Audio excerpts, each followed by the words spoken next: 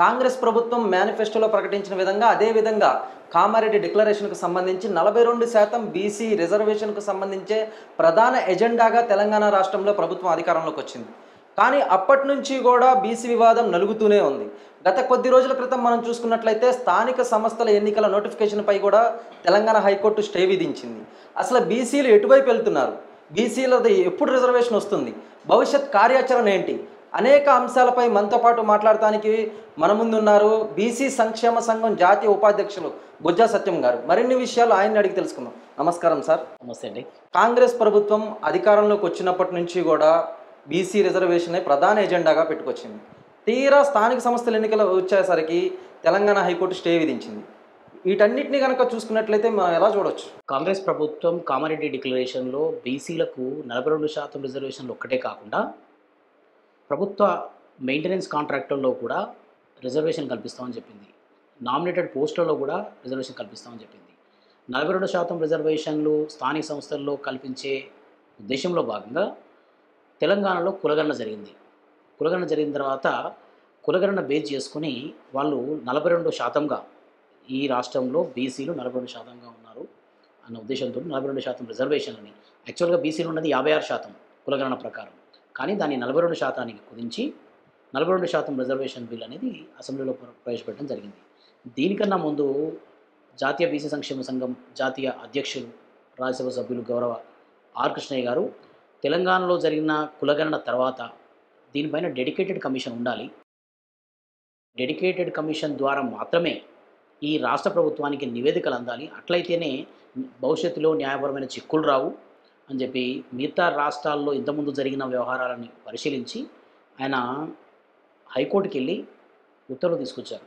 దాని ప్రకారం ప్రభుత్వం డెడికేటెడ్ కమిషన్ ఏర్పాటు చేసింది. డెడికేటెడ్ కమిషన్ ఏర్పాటు చేసిన తర్వాత కూడా తెలంగాణలో జరిగిన కులగణనలో ఎన్నో లోపాలు ఉన్నాయి, ఎన్నో ప్రాబ్లమ్స్ ఉన్నాయి. అవన్నీ కూడా వాటిన్నింటిని కూడా మేము ప్రభుత్వ దృష్టికి తీసుకెళ్ళడం జరిగింది. తీసుకెళ్ళిన తర్వాత కొన్ని మార్పులు చేర్పులు జరిగిన తర్వాత ఆ నివేదికలను డెడికేటెడ్ కమిషన్కి ఇవ్వడం, డెడికేటెడ్ కమిషన్ ప్రభుత్వానికి ఇవ్వడం, ప్రభుత్వం విద్య, ఉద్యోగ, స్థానిక సంస్థల రిజర్వేషన్ల పైన అసెంబ్లీలో 2 వేర్వేరు బిల్లులను ప్రతిపాదించడం మీ అందరికీ తెలిసిందే. ఆ నేపథ్యంలో అసెంబ్లీలో అన్ని పార్టీలు, ఈ రాష్ట్రంలో అధికారంలో ఉన్న కాంగ్రెస్తో పాటు ప్రధాన ప్రతిపక్షాలైన బీఆర్ఎస్ కానీ, బీజేపీ కానీ, మిగతా పార్టీలని అన్ని పక్షాలు కూడా వాళ్ళు మద్దతు ప్రకటించారు. ప్రకటించిన బిల్లును వాళ్ళు అటు గవర్నర్ గారికి, అక్కడ రాష్ట్రపతి గారికి, కేంద్ర ప్రభుత్వానికి పంపించడం జరిగింది. దాని తర్వాత మిగతా విషయాలన్నీ మీకు తెలిసినవే. అయితే దీంట్లో రాష్ట్ర ప్రభుత్వం అధికారంలో ఉన్న కాంగ్రెస్ పార్టీ మేము మద్దతిస్తూ ఉంటుంది, ప్రధాన ప్రతిపక్షమైన బీఆర్ఎస్ మేము బీసీ బిల్లుకు మద్దతిస్తూ ఉంటుంది, అటు బీజేపీ మాకు మద్దతిస్తూ ఉంటుంది. మరి అన్ని పార్టీలు మద్దతిస్తున్నప్పుడు ఈరోజు ఇంత అస్తవ్యస్తమైన పరిస్థితులు, ఇంత సందిగ్ధమైన పరిస్థితులు, ఇంత అనుమానాస్పద పరిస్థితులు ఎవరు క్రియేట్ చేసిరు, ఎవరి వల్ల వచ్చినాయి అనేది రాజకీయ పార్టీలన్నీ కూడా ఈ రాష్ట్రంలో ఉన్న 2.5 కోట్ల బీసీలకు సమాధానం చెప్పాల్సిన అవసరం ఉంది. ఈరోజు అందరూ శాకాహారులైతే రొయ్యల మూట ఎట్లా మాయమైందన్నట్టు అన్ని పార్టీలు మీరు చూస్తే మొన్న 18న జరిగిన బంద్లో అన్ని రాజకీయ పార్టీలు మద్దతు ఇచ్చినాయి. కాంగ్రెస్ పార్టీ రాష్ట్ర బంద్లో పాల్గొన్నది, బీఆర్ఎస్ పార్టీ రాష్ట్ర బంద్లో పాల్గొన్నది, బీజేపీ కూడా పాల్గొన్నది. అన్ని పక్షాలు, ప్రజా సంఘాలు, ఉద్యమ సంఘాలన్నీ కూడా కలిసికట్టుగా మొన్న 18న జరిగిన బంద్లో పాల్గొన్నాయి. మరి నేరం ఎవరిది, ఎవరు ఇవ్వాలి, తప్పు ఎవరిది, ఎవరు చేయాల్సిన బాధ్యత ఉంది, ఎవరిని సందిగ్ధంలో నెడుతున్నారు, బీసీలకు జరుగుతున్న అన్యాయాలలో ఎవరి పాత్ర ఏంది, ఇవన్నీ కూడా ప్రజలు తెలుసుకోవాల్సిన అవసరం ఉంది. అంటే బీసీల వాటికి వాళ్ళకే సఖ్యత లేదు. మొదటి నుంచి కూడా మనం చూసుకున్నట్లయితే ఆర్ కృష్ణయ్య గారు మీరు ప్రెస్ మీట్లు పెట్టడం, ఒకవైపు చూసుకున్నట్లయితే జాజుల శ్రీనివాస్ గౌడ్ గారు ఒకవైపు ప్రెస్ మీట్లు పెడతాం. అంటే మీకు సఖ్యత లేకపోవటం వల్లే, మనం అంత కలిసికట్టుగా ముందుకు వెళ్ళకపోవడం వల్లే ఇవి డిలే అవుతున్నాయని ప్రధాన ఆరోపణలు. అది ఇలాంటి ఆరోపణలన్నీ కూడా ఆధిపత్య కులాలకు చెందిన మీడియాలు కట్టుకథలు చెప్పేవి ఉంటాయి. తెలంగాణ ఉద్యమం జరిగింది. సుదీర్ఘమైన తెలంగాణ ఉద్యమం ప్రస్థానంలో జేఏసీ పేరుతోటి దాదాపుగా 1000కి పైగా జేఏసీలు ఏర్పడినాయి. ఎన్నో ఉద్యమ సంస్థలు అందరూ కూడా వాళ్ళ ప్లాట్ఫామ్ మీద ఉద్యమాన్ని తీవ్రతరం చేస్తేనే ఈరోజు మనకు తెలంగాణ సిద్ధించింది.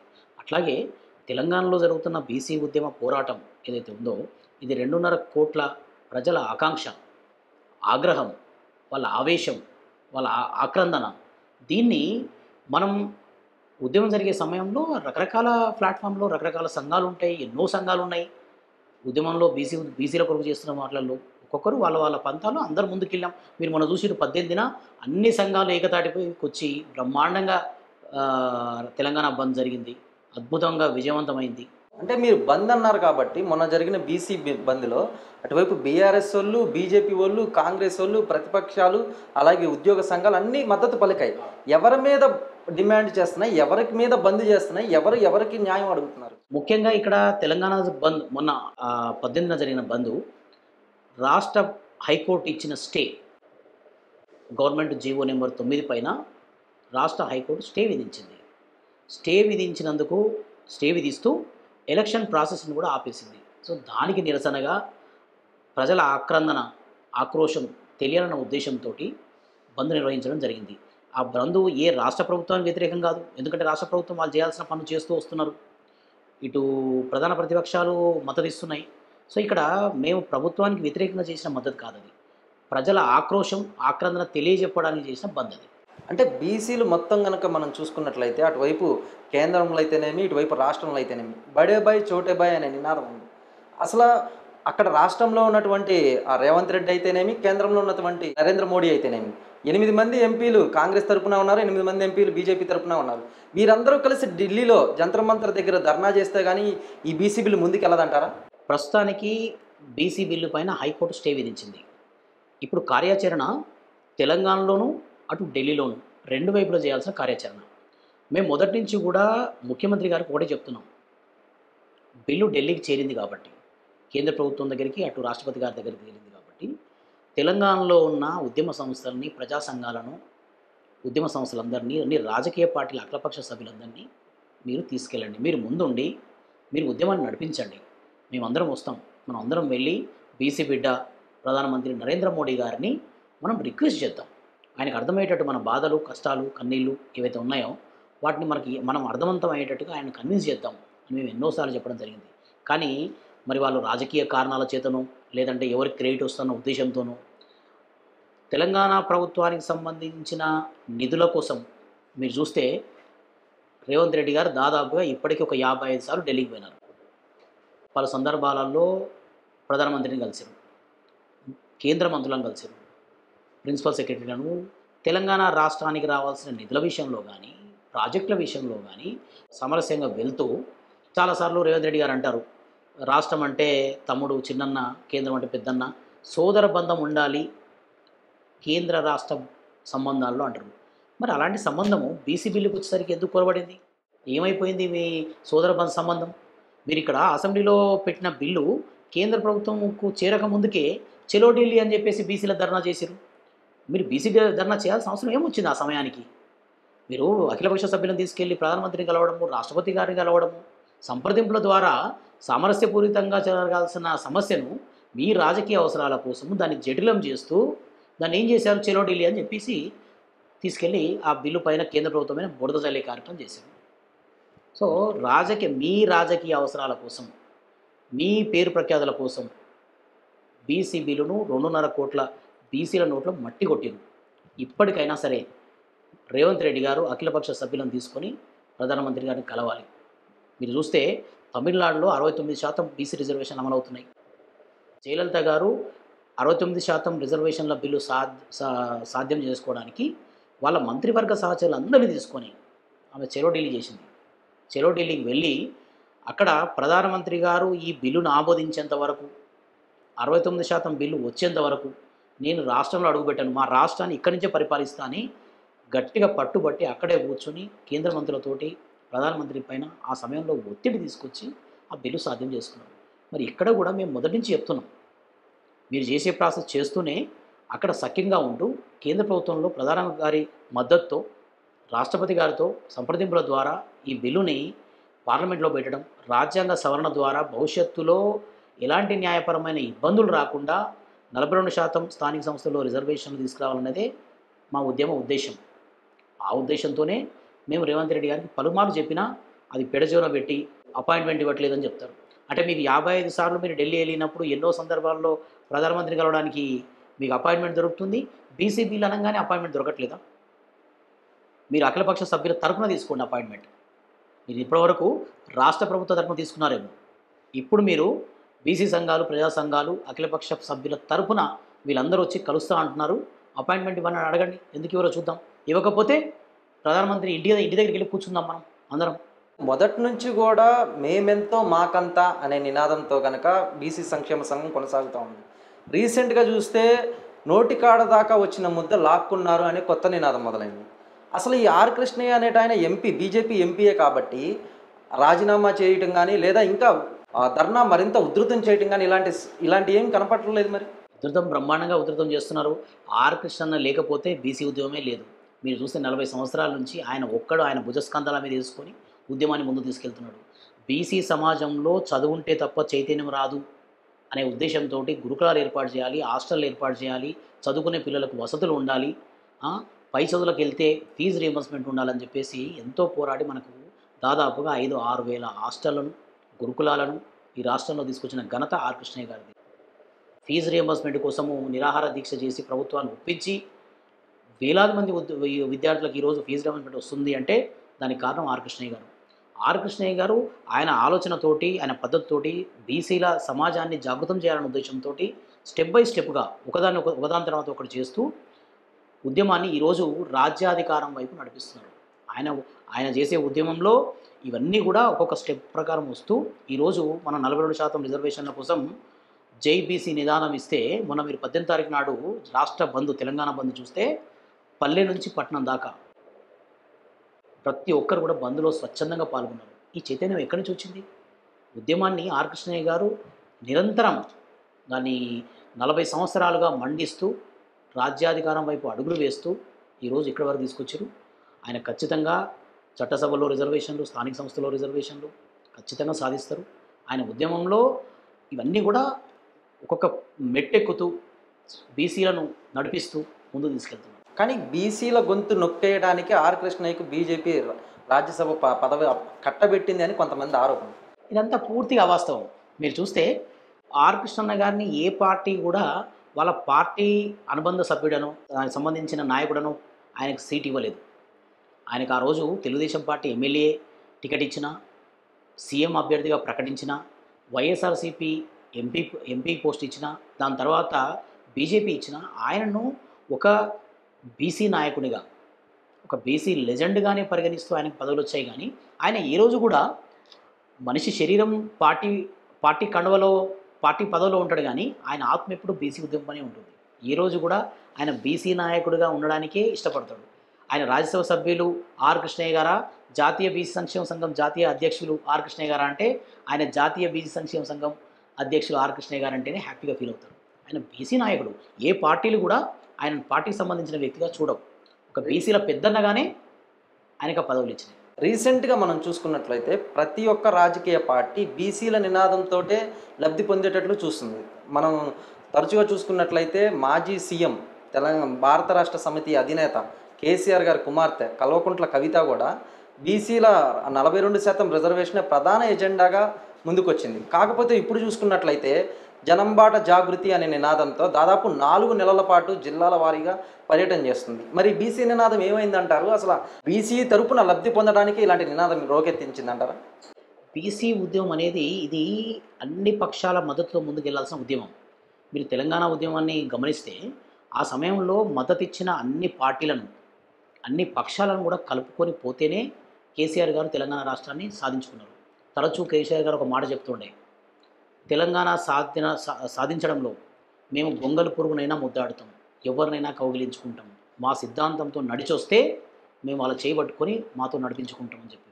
సో తెలంగాణ రాష్ట్రాన్ని సాధించుకోవడానికి ఏ రకంగా అన్ని పక్షాలను కలుపుకొని ముందుకు వెళ్ళారో బీసీ ఉద్యమం నినాదంలో కూడా అన్ని పక్షాలను కలుపుకొని పోవాలి. మనం మీరు 18న చూస్తే, బంద్ చూస్తే మేము కాంగ్రెస్ పార్టీ ఒకరితోనే కాదు, బీఆర్ఎస్ దగ్గరికి వెళ్ళాం, బీఆర్ఎస్ భవన్లో మీటింగ్ పెట్టాం.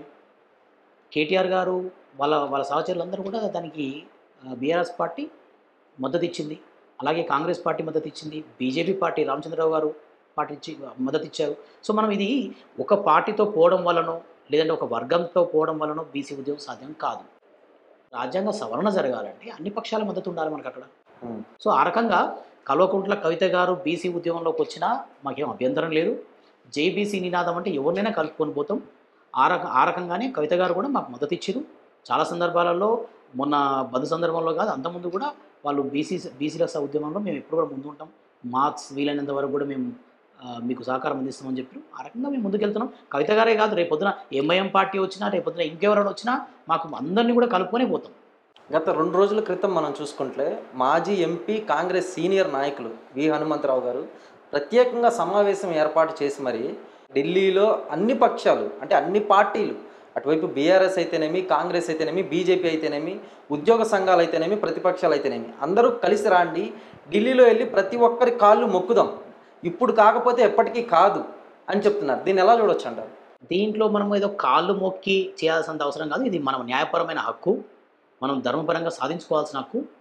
దీనికి కార్యాచరణ ఇటు తెలంగాణలో ఉంటుంది, కార్యాచరణ అటు ఢిల్లీలో ఉంటుంది. ఇప్పుడు తెలంగాణలో అన్ని పక్షాలను కలుపుకొని కేంద్రం వైపు వెళ్ళడానికి అన్ని పక్షాల మద్దతు కావాలి. మీరు చూస్తే అన్ని పక్షాలు మద్దతు ఇస్తున్నాయి. సో కోర్టు మనకు స్టే విధించిన తర్వాత ఇంకా కోర్టులో మనకు అది న్యాయపరమైన ప్రక్రియ ముందుకెళ్లే పరిస్థితి లేదు. కాబట్టి మన ముందున్న లక్ష్యం ఏంటంటే దీని రాజ్యాంగం ప్రకారం రాజ్యాంగ సవరణ చేసి షెడ్యూల్ 9లో చేర్చడం ద్వారా మాత్రమే ఇప్పుడు మనకు ముందున్న ఏకైక పరిష్కారం. ఈ పరిష్కార సాధనలో భాగంగా మనం ఢిల్లీకి వెళ్ళి ప్రధానమంత్రి గారిని కలవడము, రాష్ట్రపతిని కలవడము, వివిధ పక్షాలను కలవడము, మీరు అటు కాంగ్రెస్ ఎంపీలు అయితేనేమి, బీజేపీ ఎంపీలు అయితేనేమి అన్ని పక్షాల ఎంపీలను కలవాల్సిన అవసరం ఉంది. కార్యక్షేత్రం తెలంగాణ తర్వాత ఢిల్లీయే. సో ఇక్కడ చేయాల్సిన చైతన్యం ఇక్కడ చేస్తూనే అన్ని వర్గాలను కలుపుకొని ఢిల్లీ వెళ్ళాల్సిన అవసరం ఉంది. కేంద్ర ప్రభుత్వాన్ని ఒప్పించాల్సిన అవసరం ఉంది. అన్ని పక్షాలను కలుపుకుపోవాల్సిన అవసరం ఉంది. అన్ని పక్షాలు కలిసి వస్తేనే పార్లమెంట్లో రాజ్యాంగ సవరణ జరుగుతుంది. న్యాయపరంగా ఎలాంటి చిక్కులు లేకుండా మనకు 42% మనకు రిజర్వేషన్లు వస్తాయి. కాబట్టి కార్యక్షేత్రాన్ని ఖచ్చితంగా ఢిల్లీ వేదికగా జరపాల్సిందే. గత కొద్ది రోజుల క్రితం ప్రత్యేకంగా ఏర్పాటు చేసిన BC joint action committee BCJAC కో చైర్మన్ ఈజీఆర్ గారు కొంతసేపటి క్రితమే ట్వీట్ చేశారు. అంటే బీసీజేఏసీకి నేను దూరంగా ఉంటాను, కొంతమంది తమ సొంత ఆలోచనలు తీసుకుంటున్నారు, యాక్షన్ కమిటీలోని సభ్యుల ఆలోచనలను పరిగణలోకి తీసుకోవట్లేదు అనేది ఒక ఆరోపణ. ఎట్లా చూడొచ్చు అంటారు? నేను కూడా ఇప్పుడే వారు పంపించిన మెసేజ్ చూడడం జరిగింది, వారితో మాట్లాడడం జరిగింది. జేఏసీ ఏర్పాటులో ఏకపక్ష ధోరణి జరుగుతుంది, నిర్ణయాలు తీసుకునేటప్పుడు అన్ని వర్గాలను కలుపుకుపోవట్లేదన్న ఉద్దేశంతో ఆయన మనస్తాపం చెంది నేను జేఏసీకి దూరంగా ఉంటానన్న అది చెప్పడం జరిగింది. మేబీ అది గడిచిన 15 రోజుల నుంచి జేఏసీ కార్యకలాపాలని దగ్గరగా చూసి ఆయన దగ్గరగా ఉన్న కో చైర్మన్ గారు కాబట్టి ఆయన మరి దగ్గరగా చూసి అందులో మీరు మెన్షన్ చేసిన వాటిల్లో కూడా నాయకులను అందరినీ కలుపుకుపోవట్లేదు, అన్ని వర్గాలను కలుపుకుపోవట్లేదు, అన్ని సంఘాలను కలుపుకుపోవట్లేదు. జేఏసీ అంటేనే జాయింట్ యాక్షన్ కమిటీ. మరి అలాంటి జాయింట్ యాక్షన్ కమిటీలో 3-4 కూర్చొని నిర్ణయాలు తీసుకుంటే సరికాదు. సరైన సమాచారం ఉండట్లేదు. నేను కో చైర్మన్ అయినా సరే నాకు సరైన సమాచారం ఉండట్లేదు, మరి నాకు ఇబ్బంది వస్తుందన్న విషయాన్ని చెప్తూ ఆయన ట్వీట్ చేయడం జరిగింది. మరి అది దాన్ని జేఏసీ నాయకులు ఏ రకంగా తీసుకుంటారు, దాన్ని ఏ రకంగా ముందుకెళ్తారు. జేఏసీ అనేది ఒక పెద్ద అన్ని సంఘాల ఉద్యమ సంస్థ. సో ఇన్ని సంఘాలు కలిసి ఉన్నప్పుడు అభిప్రాయ భేదాలు సాధారణం. అభిప్రాయ భేదాలు మరి అవి కలుపుకొని ముందుకెళ్తారా, లేదంటే ఆయన ఏ రకంగా ముందుకెళ్తారో మనం గమనించాల్సిన విషయం. తెలంగాణ ముఖ్యమంత్రి రేవంత్ రెడ్డి ఇప్పటికి దాదాపు 55 సార్లు ఢిల్లీకి వెళ్ళారు. కానీ ఈ బీసీలకు సంబంధించి రిజర్వేషన్కు సంబంధించి ఏదన్నా చేద్దామంటే మాత్రం చలో ఢిల్లీ అంటున్నారు. అంటే ఆయన దీనికి మద్దతు ఇస్తున్నట్లా లేదా వ్యతిరేకిస్తున్నట్లా? ఒక్క మాటలో చెప్పాలంటే రాష్ట్ర ప్రభుత్వ చిత్తశుద్ధిని మాత్రం చెంగించాల్సిన అవసరం ఉంది ఇక్కడ. ఎందుకంటే కులగణన చేసినప్పుడు సరైన పద్ధతిలో జరగలేదు. దాని తర్వాత చేయాల్సిన ప్రాసెస్లో కూడా చాలా రకాలుగా మీరు చూస్తే రాష్ట్ర ప్రభుత్వ తరఫున అడ్వకేట్ జనరల్ హైకోర్టులో ఈ కేసు వాదించే సందర్భాల్లో కూడా చాలా పేలవమైన ప్రదర్శన. అంటే ఆయన గట్టిగా వాదించలేకపోవడం, చాలాసార్లు మాకు కనుక్కొని చెప్తాను, తెలుసుకొని చెప్తాను, 2.5 కోట్ల ఆకాంక్షల మీద 2.5 కోట్ల ప్రజల ఆకాంక్షలకు సంబంధించిన రిజర్వేషన్ బిల్లు పైన ప్రభుత్వం తరఫున వాదించే అడ్వకేట్ జనరల్ అన్ని విషయాలు తీసుకొని అడిగినప్పుడు గౌరవ జడ్జీలకు సమాచారం అందించాలి. కానీ ఇంత పెద్ద సీరియస్ కేసులో మాకు తెలియదని చెప్తారు. మాకు ఇవన్నీ కూడా సంశయం, అంటే సందేశపదంగా ఉన్నాయి మొత్తం కంప్లీట్గా. రేవంత్ రెడ్డి గారు అన్నీ చేస్తారు, బిల్లు సవ్యంగా తీసుకుపోయి కేంద్ర ప్రభుత్వం దగ్గర మాట్లాడాలి అంటే చెలో ఢిల్లీ అంటారు.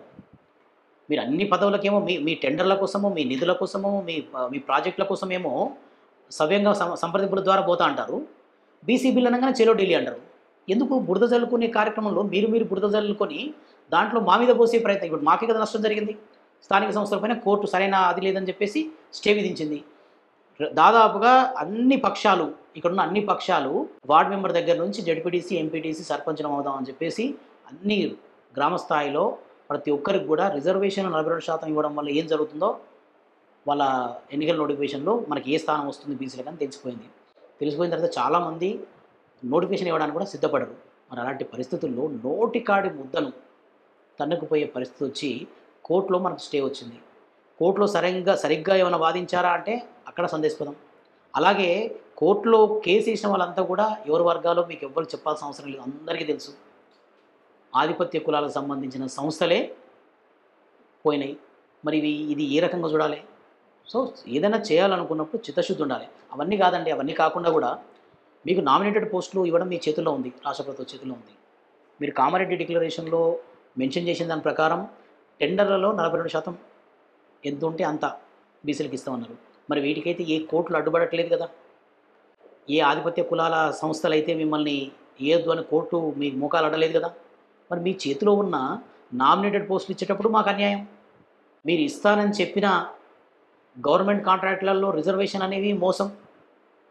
ఇదంతా చూసే ఖచ్చితంగా బీసీల వ్యతిరేక ధోరణే కనపడుతుంది రాష్ట్ర ప్రభుత్వం పైన. కాకపోతే ఏంటంటే రాహుల్ గాంధీ గారు బీసీల విధానం పైన ఆయన ఒక స్పష్టమైన విధానంతో తెలంగాణలో జరిగే కులగణన మాకు ఒక రోల్ మోడల్, మేము దీన్ని మొత్తం దేశవ్యాప్తంగా విస్తరిస్తాం, దేశవ్యాప్తంగా తెలంగాణ మోడల్ని ఇంప్లిమెంట్ చేస్తాం అన్న ఉద్దేశంతో తెలంగాణలో కులగణన చేసిన తర్వాత దాని ప్రకారమే వాళ్ళకి రిజర్వేషన్లు ఇప్పిస్తామని చెప్పారు. అక్కడ ఆయన బలవంతం మీద రాష్ట్ర ప్రభుత్వం పెద్దలు ఏదో చేస్తున్నట్టు అనిపిస్తుంది, కానీ ఇక్కడ బీసీల పైన ప్రేమతోటి పనులు చేస్తున్నట్టు అనిపిస్తలేదు. తెలంగాణలో కాంగ్రెస్ ప్రభుత్వం అధికారంలోకి వచ్చి దాదాపు 2 సంవత్సరాలు పూర్తవుతుంది. ఎలా ఉందంటారు పరిపాలన? అంటే మనం ఫస్ట్ నుంచి చూసుకుంటే గత ప్రభుత్వం బీఆర్ఎస్ 10 ఏళ్ళు పాలించింది, ఇప్పుడు కాంగ్రెస్ ప్రభుత్వం 2 సంవత్సరాలు పాలించింది, ఇంకా 3 సంవత్సరాలు ఉంది. ఎట్లా ఉంది? రేవంత్ రెడ్డి గారు ఎలక్షన్ ప్రచారంలో భాగంగా చాలాసార్లు ఏం చెప్తుండే, అప్పులు తీసుకొచ్చి రాష్ట్రాన్ని నడపడం గొప్ప కాదు, నిధులు సమీకరించి అంటే అభివృద్ధి ద్వారా నిధులను సమీకరించి ఆదాయ వనరులు పెంచి ఖర్చు పెట్టాలి. ఈ రాష్ట్ర ప్రభుత్వము 10 సంవత్సరాల్లో దాదాపుగా 5 లక్షల కోట్లు తెలంగాణ ప్రజలపైన భారం మోపింది. మేమొస్తే అప్పులు చేయం, ఆదాయాలను సృష్టిస్తాం, కొత్త మార్గాలను కనిపెడతాం అని చెప్పి అధికారంలోకి వచ్చారు. మీరు చూస్తే ఈ 20 నెలల్లో 2.5 లక్షల కోట్ల అప్పు తీసుకురావడం జరిగింది. 20 నెలల కాలంలో 2.5 లక్షల కోట్లు. అలాగే ప్రజల ఆస్తులు అయిన ప్రభుత్వ భూముల్ని అయిన కాడికి అమ్ముతున్నారు, ఎక్కడికక్కడ అమ్ముకోవడం. దానికి తోడు టెండర్లలో గోల్మాల్ చేసి మంత్రులు వాటాల దగ్గర గొడవ వచ్చి మీరు చూస్తూనే ఉన్నారు. ఈ మధ్య మంత్రుల మధ్యన వాటాల పంపకంలో తేడాలు వచ్చి ఒకరి మీద ఒకరు దుమ్మెత్తుకొని పోసుకోవడం, ఎవరు వాటాలు ఎంత, ఏం తీసుకుంటున్నారు, ఏంది అనేది వాళ్ళే చెప్తున్నారు, మేము చెప్పడం కాదు. ప్రజలకు వాళ్ళ మనుషులు వాళ్ళే చెప్తున్నారు మీడియాకి స్పష్టంగా ఏం జరుగుతుందనే విషయం. సో రేవంత్ రెడ్డి గారి ప్రభుత్వం పూర్తిగా మీరు చూస్తే నిన్న మేము ఆర్ కృష్ణ గారి నేతృత్వంలో ఇందిరా పార్క్ దగ్గర దీక్ష చేశాం. ఈ రాష్ట్రంలో ఉన్న విద్యార్థులకు దాదాపుగా 10,000 కోట్లు ఈ ప్రభుత్వం బాకీ పడింది. సంక్షేమ భవనాలకి, హాస్టళ్లకు, గురుకులకు సొంత భవనాలు లేవు. మంత్రులకేమో కొత్త బిల్డింగ్లు ఎప్పటికప్పుడు. విద్యార్థులు చదువుకునే దగ్గర ఒక్కొక్క రూమ్లో 10 మంది, ఒకే రూమ్లో 10 మంది ఉండేటట్టు. దానికి తోడు కలుషితాహారం తిని ఎంతోమంది చనిపోయారు, హాస్పిటల్ పాలయ్యారు, మీరంతా చూస్తూనే ఉన్నారు. ప్రతి వారంలో దాదాపుగా 100 మంది విద్యార్థులు ఎక్కడో దగ్గర కలుషితాహారం తిని హాస్టళ్లలో బీసీ విద్యార్థులు, ఎస్సీ ఎస్టీ విద్యార్థులు ఆసుపత్రుల పాలవుతున్నారు. అంటే ఈ రాష్ట్రంలో బీసీ ఎస్సీ ఎస్టీ విద్యార్థుల భవిష్యత్తు, వాళ్ళ చైతన్యం అనేది చదువుతో ముడిపడింది. అలాంటి చదువును దూరం చేసే కుట్రలో భాగంగా రాష్ట్ర ప్రభుత్వం రేవంత్ రెడ్డి గారు స్వయంగా నిర్వహిస్తున్న విద్యాశాఖలో ఇంత తీవ్రమైన నిర్లక్ష్యం, నిధుల లేమి, ఫీజు రియంబర్స్మెంట్ చూస్తే మీరు కాలేజీలలో, ఇంజనీరింగ్ కాలేజీలలో ఫీజు రియంబర్స్మెంట్ రిలీజ్ చేయకపోవడం వల్ల వాళ్ళకు సర్టిఫికేట్స్ ఇవ్వడం లేదు. విద్యార్థులకు ఎక్కడికక్కడ టీసీలు ఇవ్వకుండా వాళ్ళని ఇబ్బంది పెట్టే పరిస్థితులు ఉన్నాయి. పిల్లలు పై చదువులకు వెళ్ళలేని పరిస్థితులు, ఉద్యోగాలకు వెళ్ళలేని పరిస్థితులు, ఇవి చూస్తే పూర్తిగా నిర్లక్ష్యం చేయబడిన రకంగా విద్యా వ్యవస్థ అయితేనేమి, అటు ఆర్థిక వ్యవస్థ అయితేనేమి, ఇంకా మీరు చూస్తే రియల్ ఎస్టేట్ ఇంక దాని గురించి చెప్పాల్సిన అవసరం లేదు. 2 సంవత్సరాలుగా రియల్ ఎస్టేట్ అధోపతనంగా దారితీసింది. ఎక్కడ కూడా ప్రాజెక్టులు, కొత్త ప్రాజెక్టులు మొదలయ్యేది లేదు. ఉన్న ప్రాజెక్టులు ముందుకు పోయే పరిస్థితి లేవు. హైడ్రా అన్న పేరుతోటి రకరకాల భయాలు క్రియేట్ చేసి ఇన్వెస్టర్లు తెలంగాణ వైపు చూడాలంటేనే భయం గొల్పే విధంగా దారుణమైన పరిస్థితులను సృష్టించి పెట్టిరు. అటు రియల్ ఎస్టేటు, ఇటు అన్ని రకాలుగా మొత్తం రాష్ట్రం అంతా నిర్వీర్యమైన పరిస్థితి ఉంది. కానీ ఉస్మానియా యూనివర్సిటీకి గతంలో సీఎం వెళ్ళిన నేపథ్యంలో రేవంత్ రెడ్డి బహిరంగ సభలో మాట్లాడుతూ విద్యా వ్యవస్థ నా దగ్గరే ఉంచుకుంటున్నాను, విద్యార్థులకు అంటే దాదాపు భవిష్యత్తులో వాళ్ళే పౌరులు కాబట్టి ఏ జీవో పాస్ చేయాలన్నా ఒక అధికారి దగ్గరికి వెళ్ళి చెప్పాల్సి వస్తుంది కాబట్టి నా దగ్గరే ఉంచుకుంటే నేను విద్యా వ్యవస్థను అభివృద్ధి చేస్తాను అని చెప్పడం జరిగింది. కానీ ఇప్పుడు చూసుకున్నట్లయితే బకాయిలు చెల్లించలేక నవంబర్ నెలలో కాలేజీలు కూడా బంద్ ప్రకటించే పడుతుంది. ఎట్లా చూడొచ్చు అంటారు? అటువైపు సీఎం బహిరంగ సభలో విద్యాశాఖను నా దగ్గరే ఉంచుకుంటా అభివృద్ధి చేస్తా అని చెప్పాడు, ఇటువైపు చూస్తే బకాయిలు చెల్లించట్లేదు. రేవంత్ రెడ్డి గారు ఇంకా ఎన్నికల ప్రచారంలో ఉన్నట్టుగానే మాట్లాడుతున్నారు.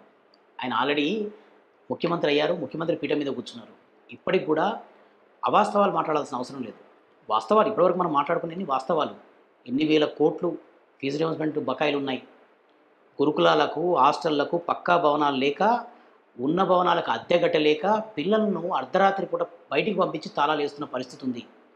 సరైన నిర్వహణ లేకుండా వాళ్ళకు కలుషితాహారం తిని ఆసుపత్రుల పాలవుతున్నారు. ఇవన్నీ కనబడట్లేదా మీకు? ముఖ్యమంత్రి గారు నిజంగా విద్యాశాఖను స్వయంగా నిర్వహిస్తే అద్భుతంగా నిర్వహించాలి. నిజంగా ఒక మంత్రి ప్లేస్లో ముఖ్యమంత్రి గారి స్వయంగా చూస్తే ప్రగతి ఉండాలి విద్యారంగంలో. మీరు చూస్తే కాంట్రాక్ట్ ఉద్యోగులకు, విద్యా వ్యవస్థలో ఉన్న గురుకుల పాఠశాలలో పనిచేస్తున్న కాంట్రాక్ట్ ఉద్యోగాలకు జీతాలు లేవు, బిల్డింగ్లకు రెంట్లు లేవు, చదువుకున్న పిల్లలకు తిండి లేదు, సరైన వసతి లేదు. పోనీ ప్రైవేట్ కాలేజీలో చదువుకుంటున్న పిల్లలకు ఫీజు రింబర్స్మెంట్ ఉందా అంటే అది లేదు. ఈరోజు పొద్దున పేపర్ చూస్తే ఈ రాష్ట్రంలో 2245 స్కూళ్ళల్లో 0 అడ్మిషన్లు. మరి ముఖ్యమంత్రి స్వయంగా నిర్వహిస్తున్న విద్యాశాఖలో 2245 దాదాపుగా స్కూళ్ళల్లో అడ్మిషన్లు లేని పరిస్థితి. మరి దీన్ని బట్టి చూస్తే విద్యా వ్యవస్థ ఏ రకంగా ఉందో మీరే అర్థం చేసుకోవాలి. కానీ ప్రతి జిల్లాకు ఇంటిగ్రేటెడ్ స్కూల్తో 200 కోట్లు పెట్టి మరీ కట్టిస్తున్నాము, పిల్లల భవిష్యత్తుకు అందమైన బాటలు వేస్తున్నామని అటువైపు తెలంగాణలో రాష్ట్రంలో అధికారంలో ఉన్నటువంటి కాంగ్రెస్ ప్రభుత్వం స్టేట్మెంట్ అది. ప్రతి జిల్లాకి ఇంటిగ్రేటెడ్ స్కూల్ పేరుతో 200 కోట్లు కేటాయిస్తున్నాం. ఆల్రెడీ ఇక్కడ ఉన్న గురుకుల స్కూళ్ళల్లో, గురుకుల పాఠశాలకు సరైన భవనాలు లేవు. ఉన్న భవనాలకి అద్దెకు తీసుకున్న భవనాలకు అద్దె కట్టలేని పరిస్థితి ఉంది. పిల్లలకు మెస్ ఛార్జీలు కట్టలేని పరిస్థితి ఉంది. మీరు చూస్తే మొన్న ఒక ప్రభుత్వ మహబూబ్నగర్ జిల్లాలో ఒక ప్రభుత్వ పాఠశాలలో 135 మంది అమ్మాయిలకు ఒక్క బాత్రూమ్ ఉంది. ఇవి కదండి మనం చేయాల్సిన పనులు.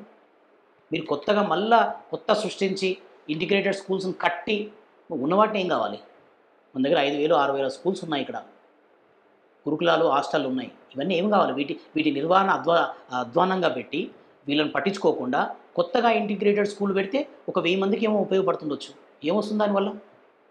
100 కోట్లు కాంట్రాక్టుల జేబులకు పోవడం తప్ప మీరు సడన్గా కొత్తగా బిల్డింగ్లు కట్టి అవి చేసి ఉన్నవాటికి మీరు అద్దె కట్టలేని పరిస్థితి, పిల్లలకు మెస్ ఛార్జీలు ఇవ్వలేని పరిస్థితి, చదువుకొని బయటికి వెళ్ళిన వాళ్ళకు ఫీజు రింబర్స్మెంట్ ఇవ్వలేని పరిస్థితి, చదువుకునే పిల్లలకు సరైన తిండి పెట్టలేని పరిస్థితి. ఇవాళ కొత్తగా మళ్ళీ ఇంటిగ్రేటెడ్ స్కూళ్ళ పేరుతోటి ఎవరు దోచిపెట్టడానికి? మీ కాంట్రాక్టులకు, మీ జేబులో డబ్బులకు తీసుకోవడానికి తప్ప ఇవన్నీ కూడా పనికిమాలిన పథకాలు. ఇవన్నీ కూడా మీరు ఇంటిగ్రేటెడ్ స్కూల్స్ పెడితే మేము వద్దని చెప్పట్లేదు. కానీ ఉన్నవాటిని ఏం చేస్తున్నారు మీరు? ఉన్నవాటి మీద శ్రద్ధ ఎక్కడ ఉంది మీకు?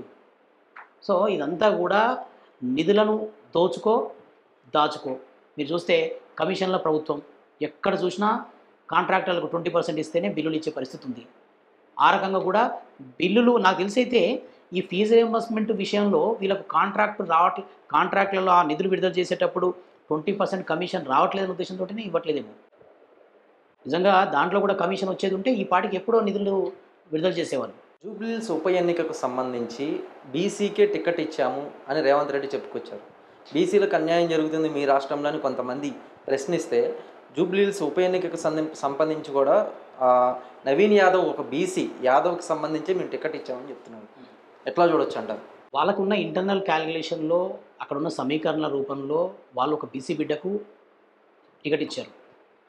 కానీ ఇది బీసీల మీద ప్రేమ కాదు, ప్రేమతో ఇచ్చింది కాదు. మేము ఇప్పటిదాకా మాట్లాడుకుంటున్నాం బీసీలకు ఈ రాష్ట్ర ప్రభుత్వం చేసిన అన్యాయాన్ని, 20 నెలల్లో జరిగిన అన్యాయాన్ని, నామినేటెడ్ పోస్టుల్లో వీళ్ళు సున్నం పెట్టిన విషయాన్ని ఇస్తామని చెప్పి ఇవ్వలేని విషయాలని వాళ్ళ చేతిలో ఉన్న నామినేటెడ్ పోస్టులే కదా ఇవ్వాల్సింది. దానికి ఏం కోట్లు అడ్డుపడట్లేదు కదా. మరి ఎక్కడ ఇచ్చారు బీసీలకు? ప్రభుత్వ కాంట్రాక్టులకు ఎక్కడ పోయినాయి? సో ఒక్క జూబ్లీ హిల్స్ టికెట్ బీసీలకు ఇచ్చేంత మాత్రాన బీసీ జాతి మొత్తాన్ని మేము ఉద్ధరించినాం, బీసీ జాతికి ఇంకేదో చేసినాం అని చెప్పడం కాదు. అది రాజకీయ అవసరాల కోసం వాళ్ళు చేస్తారు, మంచిదే, మేము స్వాగతిస్తాం. బీసీ బిడ్డకు జూబ్లీ హిల్స్ టికెట్ ఇస్తే మేము స్వాగతిస్తాం దాన్ని. కానీ ఒక బీసీ బిడ్డకు అక్కడేదో జూబ్లీ హిల్స్లో మీ అవసరాల కోసం టికెట్ ఇచ్చి మేము మొత్తం జాతిని అది చేసామంటే కాదు. ఫైనల్గా బీసీలకు సంబంధించి భవిష్యత్ కార్యాచరణ ఏంటి? ఎటువైపు అడుగులు వేయనున్నారు? ఏది చేస్తే బీసీ రిజర్వేషన్ అమలు కానుంది? ఈ వివాదం ఎప్పటికి ముగియనుంది?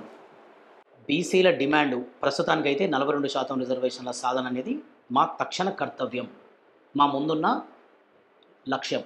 ఆ లక్ష్య ఛేదన కోసం తెలంగాణ వ్యాప్తంగా అన్ని జిల్లాల్లో మీరు చూస్తే నిన్న ఆర్ కృష్ణన్న గారు కార్యాచరణ ప్రకటించిన దాని ప్రకారం అన్ని జిల్లాల్లో త్వరలోనే రిలే నిరాహార దీక్షలు, గ్రామాన ప్రతి గాంధీ విగ్రహం దగ్గర, అంబేద్కర్ విగ్రహం దగ్గర 50 నుంచి 100 మందితోటి రిలే నిరాహార దీక్షలు మొదలుపెట్టడం. దాని నుంచి త్వరలోనే అన్ని సంఘాలను కలుపుకొని ఢిల్లీ వెళ్ళడం, ఢిల్లీలో ధర్నాలు, దీక్షలు, సంప్రదింపులు చేయడం, ఇవన్నీ కూడా ఒక ప్రాసెస్ ప్రకారం కార్యాచరణ అనేది ఉంది. ఈలోగా మొత్తం జిల్లాల పర్యటనలు, నియోజకవర్గ పర్యటనలు అన్నీ కూడా బీసీ నాయకులు, బీసీ సంఘాల తరపున, అన్ని సంఘాల తరపున పర్యటనలు ఉంటాయి. బీసీ సమాజం జాగృతమైంది. ప్రతి పల్లెలో ఉన్న బీసీకి కూడా మనకు 42% రిజర్వేషన్లు వస్తే ఎంతమంది మనం సర్పంచులు అవుతాం, ఎంతమంది జడ్పీటీసీలు అవుతాం, ఎంపీటీసీలు అవుతాం, మనకి ఏమొస్తున్న విషయం మన ఎన్నికల నోటిఫికేషన్లో తెలిసిపోయింది. సో తెలుసుకున్న ప్రతి బీసీ బిడ్డ కూడా మన నోటికాడికి వచ్చిన ముద్దలు లాక్కున్నారన్న ఆక్రోషంలో ఉన్నారు. కాబట్టి బీసీ ఉద్యమానికి ప్రతి ఒక్కరు కూడా కలిసి వచ్చే పరిస్థితి ఉంది. అద్భుతంగా బీసీ ఉద్యమం చైతన్యవంతం, సమాజం అంతా కూడా చైతన్యం పొందింది. వీళ్ళందరూ కూడా కలిసి వచ్చే పరిస్థితి ఉంది. ఈ కలిసి వచ్చే దాంతో మేము అందరం 42% సాధిస్తాం. 42% సాధించడం అనేది ఇది మొదటి మెట్టు. చట్టసభల్లో రిజర్వేషన్లు సాధించడం అనేదే మా అంతిమ లక్ష్యం. ఈ భారతదేశంలో మేమెంతో మాకంత 80 కోట్లకు పైగా ఉన్న బీసీలకు ప్రాతినిధ్యం లేదు ఈ దేశ పరిపాలన పైన. ప్రజాస్వామ్యం అంటేనే ప్రజల కొరకు, ప్రజల చేత, ప్రజల వలన అంటారు. మరి అలాంటి ప్రజల్లో మెజారిటీగా ఉన్న బీసీలకు ప్రాతినిధ్యమే లేనప్పుడు ఇది ప్రజాస్వామ్య పాలన ఎట్లా అవుతుంది? బీసీలను లెక్కించండి మహాప్రభు అంటే వినరు. మొత్తానికి ఇంత సుదీర్ఘకాలపు ఆర్ కృష్ణ గారి ఉద్యమం ఫలితంగా మొన్న కేంద్ర ప్రభుత్వం త్వరలోనే దేశంలో కులగణన చేస్తామని చెప్పింది. ఆ కులగణన కూడా వచ్చే సంవత్సరం 2026లో ప్రారంభం కాబోతుంది. ఒక్కసారి ఈ దేశంలో ఉన్న బీసీల లెక్కలు తీయడం మొదలు పెడితే మాకు చరిత్రలో జరిగిన అన్యాయాలు, మేము పోయిన నష్టం అంత లెక్కలోకి తెలుస్తుంది. దాని తర్వాత ఆ లెక్కలు తీసుకొని మేము కోర్టుకు వెళ్తాం, న్యాయస్థానాలకు వెళ్తాం, ఉద్యమాలు చేస్తాం. మాకు రావాల్సిన అంతిమ న్యాయపరంగా మేమెంతో మాకంత అన్ని రంగాల్లో మా వాటా సాధించుకునేంత వరకు కూడా బీసీ ఉద్యమాన్ని ఇలాగే ముందుకు తీసుకెళ్తాం. మీ యొక్క సమయం మాకు కేటాయించి ఎన్నో విషయాలను మాతో పంచుకున్నందుకు ధన్యవాదాలు సార్.